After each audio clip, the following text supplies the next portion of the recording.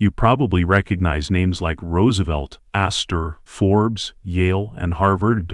What most people never learn is that these families and institutions built their early fortunes through the same enterprise, a trade so profitable and destructive that its legacy has been hidden for nearly 2 centuries. They made money by pushing vast quantities of opium into China, measured in thousands of tons, creating millions of addicted users and earning staggering returns. Over time, they crafted histories that erased the origins of their wealth, constructing a polished image that bore little resemblance to the truth. Take Franklin Delano Roosevelt, the president who led the United States through the Great Depression and World War II, his face carved into Mount Rushmore. Few are taught that his family's wealth originated not from respectable business, but from trafficking narcotics overseas. FDR's grandfather, Warren Delano II, built a massive fortune selling opium into a market already ravaged by addiction. The profits were immense. The human cost was catastrophic, and the Roosevelts were not unique. America's old money dynasties, the Astors, the Forbes, and others, built their legacies on similar ventures. The Astors, long heralded as one of the wealthiest families in 19th century America, expanded their empire through opium transactions. The Forbes clan, whose name now adorns one of the world's most recognizable business magazines, got their financial start the same way. Yale's Skull and Bones Society, shrouded in mystique and tied to generations of political elites, was partly funded by wealth derived from this illicit trade. Even Harvard benefited when patrons enriched through Chinese opium sent endowments and donations. These families didn't just trade opium, they moved it at scale. Industrial quantities. Crates packed with hundreds of pounds, carried aboard swift American clipper ships, designed for speed that made them ideal for evading Chinese enforcement. With profits reaching hundreds of % per shipment, some of America's most influential dynasties amassed fortunes so vast, they reshaped education, politics, commerce, and culture. Then they buried the evidence. Shipping manifests remain. Personal correspondence survives. Company ledgers are stored in archives. And all of them point to the same truth. The roots of American aristocracy are entangled with a drug trade that devastated an entire nation. Families we are taught to revere accumulated generational wealth by engaging in activities that today would lead to life sentences. But because their victims lived oceans away, and because their profits helped construct institutions that still command power, the story faded from mainstream memory. This is the part of American history that remains mostly unspoken. The saga of how prominent merchant families became political dynasties by selling addictive substances to millions, exporting misery for immense profit, and then shaping the narrative so thoroughly that almost no one knows the truth today. What follows reveals how these fortunes were made, how they were concealed, and how their influence persists. Before diving into the families themselves, it is important to understand what the opium trade truly looked like during the early 19th century. Not the softened version presented in museums, but the reality. At the time, Britain faced a severe economic problem. It was importing vast quantities of Chinese goods, tea, silk, porcelain, items the British public adored, but China had little interest in British products. As a result, silver flowed out of Britain at an alarming rate, threatening its financial stability. To reverse the drain, British merchants needed a commodity the Chinese market would buy in enormous amounts. They found it in opium produced in British-controlled territories in India. Although the Chinese government had banned opium because of its destructive effects, foreign traders saw only profits. They smuggled the drug into coastal regions where enforcement was weaker. Profit margins often reached 4- or 5-fold per shipment, making it one of the most lucrative trades in the world. While British firms dominated the supply, American merchants were quick to recognize the opportunity. Their vessels, especially the agile clipper ships, could outrun many naval patrols. This gave American traders an advantage and allowed them to operate aggressively within a highly competitive market. The method was straightforward and consistently repeated. American captains sailed from the east coast of the United States to British India, where they acquired consignments of opium. From there, they sailed to the shores of China, anchoring offshore at designated points. Small Chinese boats would meet them under cover of darkness, exchange silver for the drug, and quickly return to land. Because foreign ships technically never entered prohibited ports, they maintained a fragile veneer of legality while still participating in the trade. Silver taken from China then flowed into American banks and ports, funding investments that later shaped entire industries. This system persisted for decades, even as addiction rates exploded within China, and despite official crackdowns, Western traders remained committed to the profits. The Chinese government, alarmed by the growing crisis, appointed officials such as Commissioner Lin Zexu to stop the influx. In 1839, Lin confiscated and destroyed over 1,000 tons of foreign opium in Canton, a bold stand against outside powers.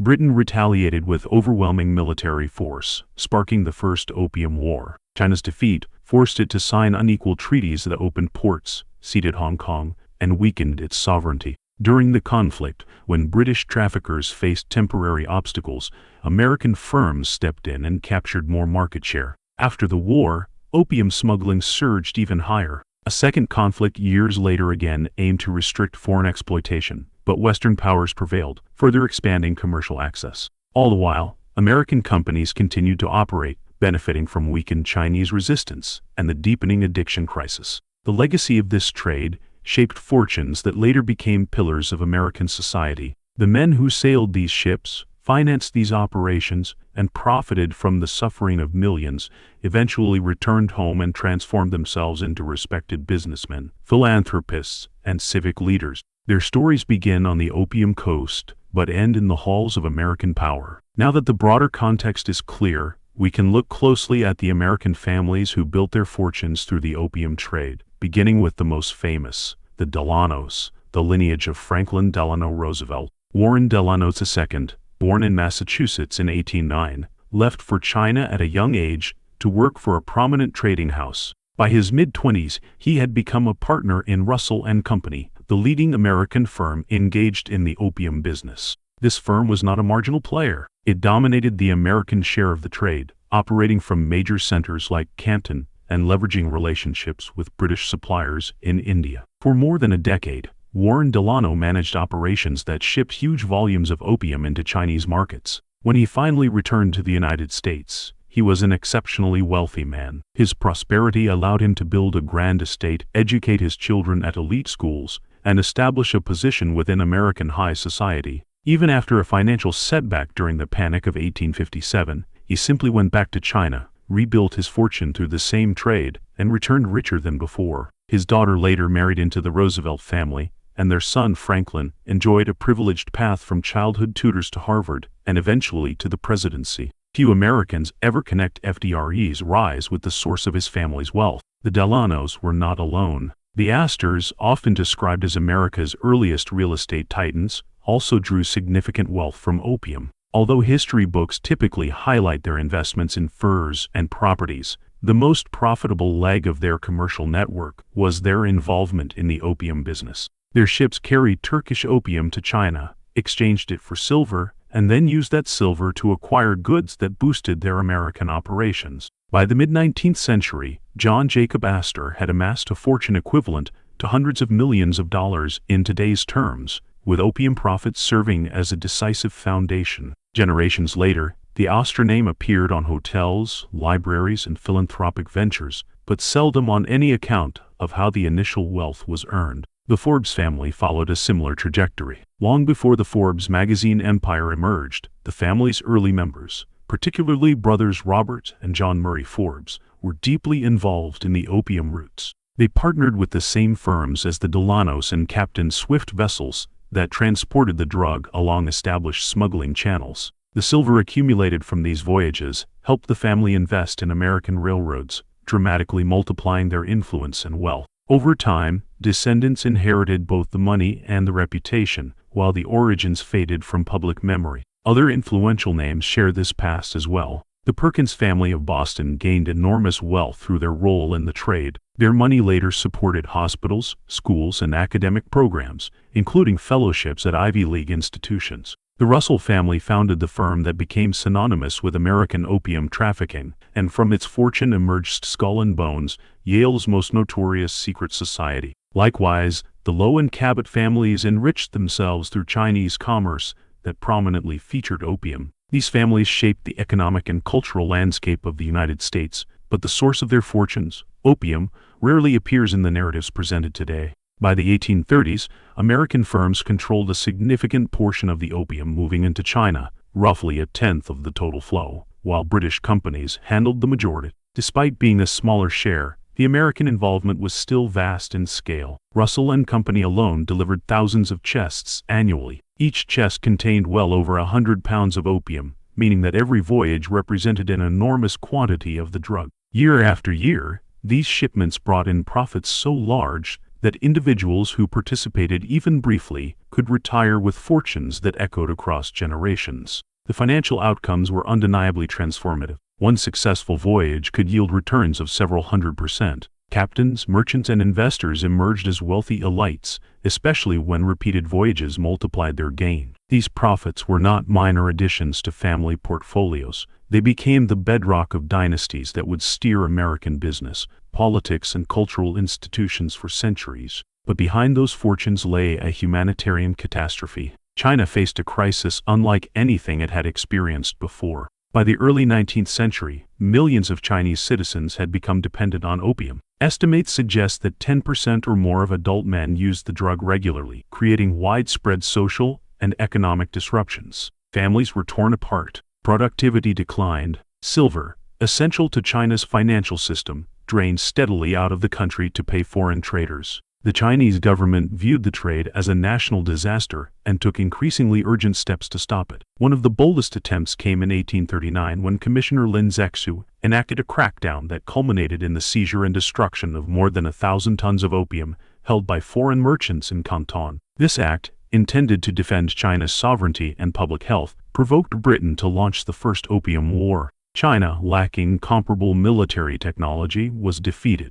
The resulting Treaty of Nanjing imposed harsh terms, including opening multiple ports to foreign trade and ceding Hong Kong. The war did not end the opium business. In fact, the disruptions allowed American firms to expand their share of the market when British traders faced temporary limitations. Once the war concluded, both British and American smugglers resumed operations with renewed vigor. The Second Opium War, fought nearly 2 decades later, stemmed from China's continued efforts to resist the trade. Again, Western powers prevailed, forcing China to open more ports and effectively legitimizing opium commerce. As these conflicts unfolded, merchants on the American side continued to profit. Their ships moved the drug with precision and speed, maintaining the supply chain even as China struggled to recover control of its markets. Meanwhile, the destruction wrought by opium deepened. Addiction spread, families lost livelihoods, and entire regions suffered from the economic drain of silver. Yet in the United States, few questioned the origins of the wealth pouring into the homes of elite families.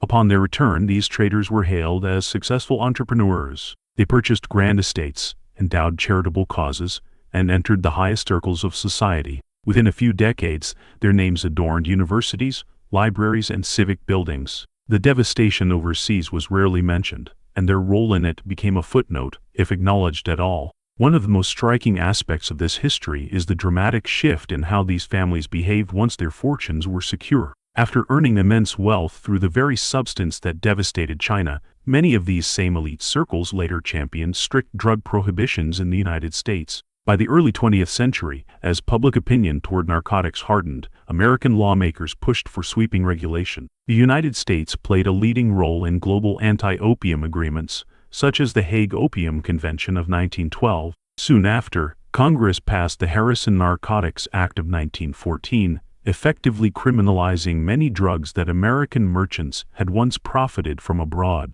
This shift did not stem from moral reckoning or remorse. Instead, drug use had begun to appear within American cities, particularly in communities linked to Chinese immigration. The same substance that had enriched American families became stigmatized when its presence threatened domestic labor markets and social order. Elite families, having long since distanced themselves from the origins of their wealth, embraced prohibition as a way to reinforce their own legitimacy. Criminalization became a tool that dissociated them from their past and placed blame squarely on marginalized groups. Consider Franklin Delano Roosevelt. His grandfather had earned much of the family's wealth through opium trading, yet during his presidency, FDR signed laws that expanded federal control over narcotics, including early regulations that ultimately led to the framework for modern drug enforcement. The parallel is difficult to ignore. A family enriched by a drug trade abroad played a role in criminalizing drug activity at home. Meanwhile, the historical narrative underwent significant manipulation.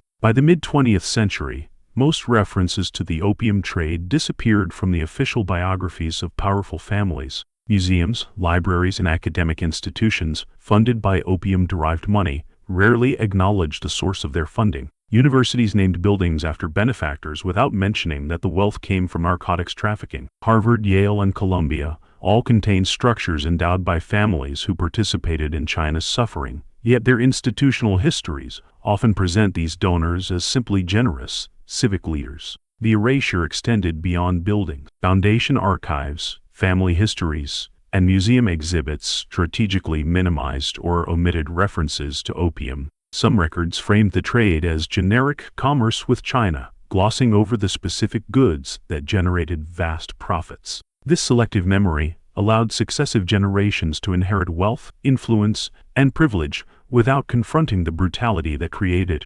Nevertheless, evidence remains abundant. Shipping documents list the cargo. Letters between traders reveal strategies for evading Chinese authorities. Company ledgers tally profits from shipments measured in pounds and tons. Historians have uncovered these materials, documenting them in academic works that leave no ambiguity about what occurred. Yet outside academic circles, few Americans learn any of this. The irony is stark. Families whose ancestors orchestrated one of the largest narcotics enterprises of the 19th century became pillars of American society. They crafted reputations as cultured, philanthropic, and patriotic, while the origins of their power stayed hidden in archives that most people never read. Their legacy shaped schools, politics, journalism, and real estate. Yet the story of how it all began remained outside the national conversation. To understand the full weight of this history, it helps to consider present-day parallels. In the late 20th century, revelations emerged that U.S. intelligence operations had indirectly contributed to cocaine flowing into American inner cities, particularly during efforts to influence politics in Central America. When journalists exposed these ties, public outrage followed, congressional inquiries were launched, and reputations were damaged. The idea that government-linked actors could allow drugs to devastate communities sparked national debate. Now apply that reaction to the opium trade of the 19th century, but magnify it dramatically. American merchants did not merely allow a drug to pass through their hands. They actively supplied vast amounts of opium to China, fully aware of its addictive power. Their actions contributed to widespread social collapse, economic ruin, and the deaths of countless individuals. In modern terms, it would be akin to a small group of American magnates orchestrating a massive distribution network that saturated an entire neighboring country with synthetic narcotics, profiting immensely, and then using those profits to build universities, museums, and political dynasties. Generations later, the descendants of those magnates would still occupy positions of influence without ever being required to acknowledge the devastation their ancestors caused. In China,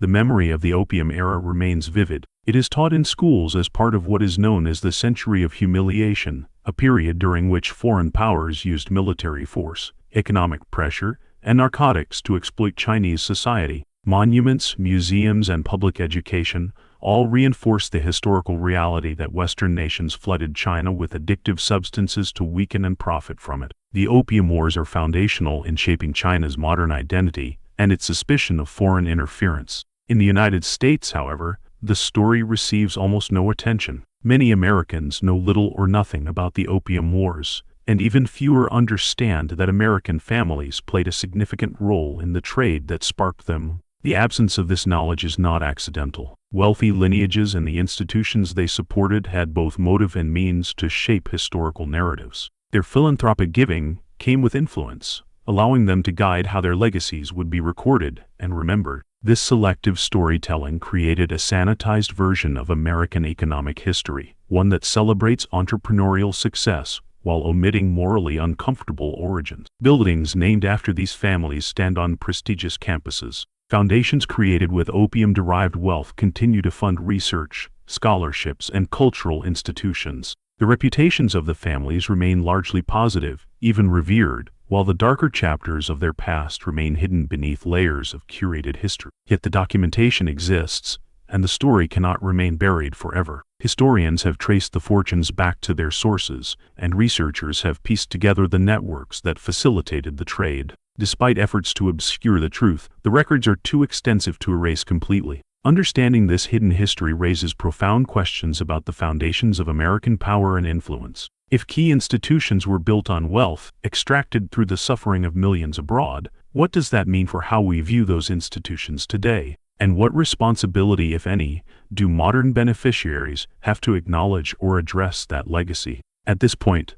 the broader picture becomes clear. The wealth accumulated by the Delanos, Astors, Forbes, Perkins, Russells, Cabots, Lows, and other influential families did not originate from benign commerce or exceptional business genius. It came from the sale of a highly addictive drug that inflicted immense suffering on millions of people. This reality is supported by extensive documentation, ledgers, manifests, correspondence, and official records stored in archives across the United States, Britain, and China. Scholars have written about it in detail. Yet, despite the overwhelming evidence, these facts rarely enter mainstream discussions about American history. The reasons for this omission are understandable, though troubling. Many of America's most prestigious institutions were shaped, funded, or heavily influenced by these families. Endowments established with opium profits helped build libraries, laboratories, museums, and academic programs. These institutions, in turn, became gatekeepers of historical narratives.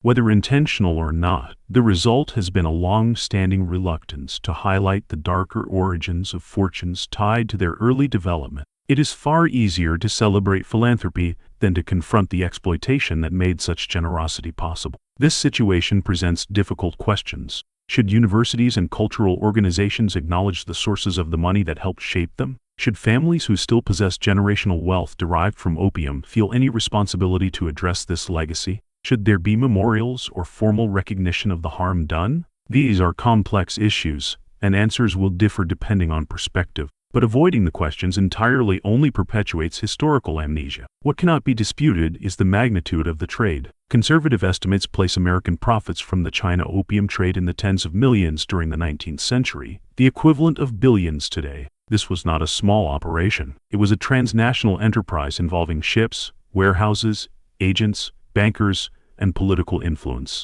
In another era, such an enterprise might be labeled an international cartel. Yet because its beneficiaries were able to reinvest their profits into legitimate businesses and elite institutions, they transitioned seamlessly from traffickers to respected leaders. Meanwhile, the consequences were borne entirely by the Chinese population. The addiction epidemic undermined social structures, eroded economic stability, and contributed to a century of upheaval. China remembers these events vividly. They are ingrained in national memory and taught as essential chapters of the nation's past. The contrast with American education could not be starker. Recognizing this history is not about assigning guilt to modern descendants or rewriting every legacy. It is about telling the truth. The opium fortunes played a foundational role in shaping American elites and the institutions that continue to influence society. Acknowledging these origins allows for a more honest understanding of how wealth and power were accumulated in the early stages of the nation's development. If learning this altered your perception of early American wealth and its hidden foundations,